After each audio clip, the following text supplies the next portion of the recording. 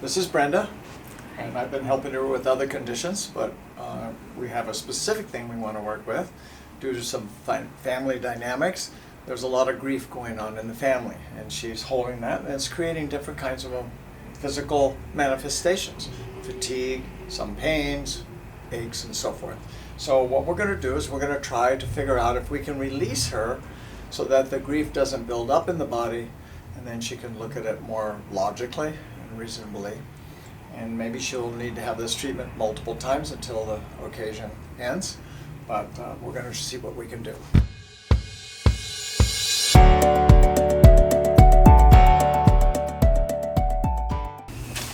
Now luckily we were able to identify the emotion right away. Sometimes we can't, we have to look for the emotion, but in this case it was grief. And grief in Chinese medicine has to do with the metal element.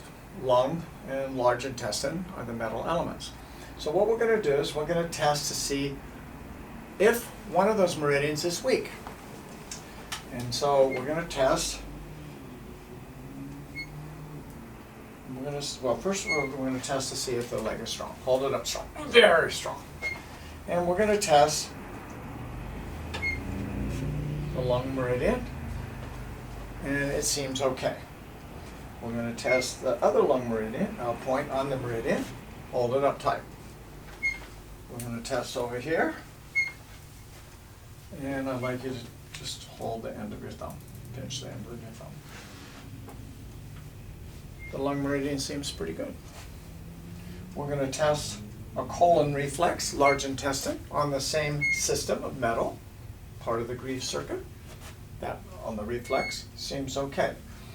You can pinch the finger. This is a point on the meridian. Pinch this finger. No. Use this hand. Pinch this finger. Pinch this finger. Sorry. Okay. Very good. So now we're going to go to large intestine 20, and we're going to see whether or not this has any effect. And we're going to go here. There we have it. We found one circuit out of 8 that were possible to carry grief.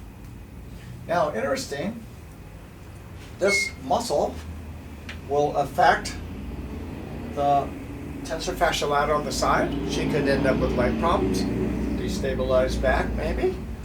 And so we have to, and it will even affect the hamstring. So I have super tight hamstrings. So she'll have hamstrings. Now, interesting enough, this point here is also related to GABA, which is a neurotransmitter for the brain to have you be able to deal with stress and stay calm. And so she will probably need a GABA product that we'll have, and so she doesn't burn out her brain. So now what we're going to do is we're going to do 2 things. We're going to put her hand on her forehead, which are the neuroemotional reflexes. And we're going to touch this and see what happens. And she goes very, very weak. So now what we're going to do, hold this tight. Hold this tight. And I'm going to see whether or not I found the place. Yes. So what we're doing is we're looking for an associated third element to this problem. And we found it right here on this bone. It's called the ASIS. It's the front of the pelvis. It's also related to nervous breakdowns. Not going crazy, but going past the limit of one's capacity to deal with stress. So breathe in and out.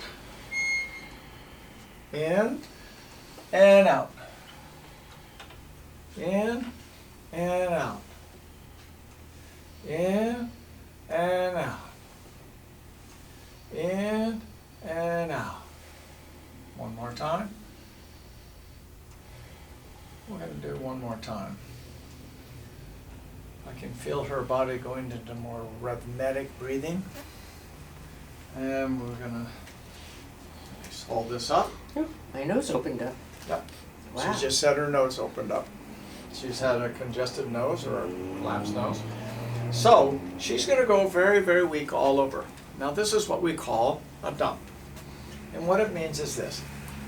When there's a neuroemotional complex and we find it, and we find the location where it's hidden, and when it comes out, the soul goes, oh my gosh, I'm being healed. This is being released from me. And during that period of time, for about 30 seconds, maybe 45 seconds, she cannot control a muscle. And this is the true healing. We're not looking just for strength. We're looking for a collapse, a giving in, a release of whatever the issue is. And that's what's happening. Oh, her left arm just came back. But her right arm still hasn't come back yet. Hold this up. So, 3 of the quadrants came back. We're still waiting for the right arm.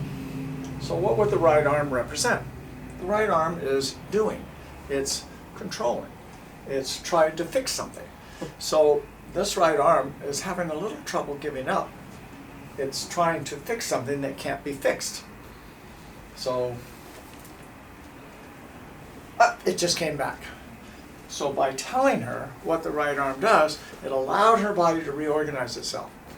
Now, did I get rid of the cause of the whole problem? No. But did I help her body be able to adapt to this without causing damage physiologically or emotionally, maybe for the rest of her life, so that she could deal with this and find the answers and accept reality? That's what we did today. We're going to go back and we're going to test this, and we're going to touch that point on her nose. We're going to hold the leg up, very strong, and just in case, you never know, we'll change hands. Hold it, and hold it.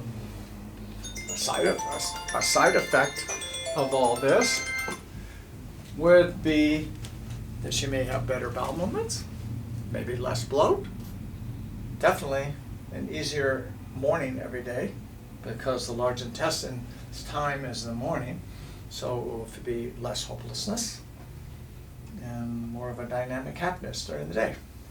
Pretty good, Deb. Come on. Brenda, come on up. Okay, so she's going to go home and be a lot happier today.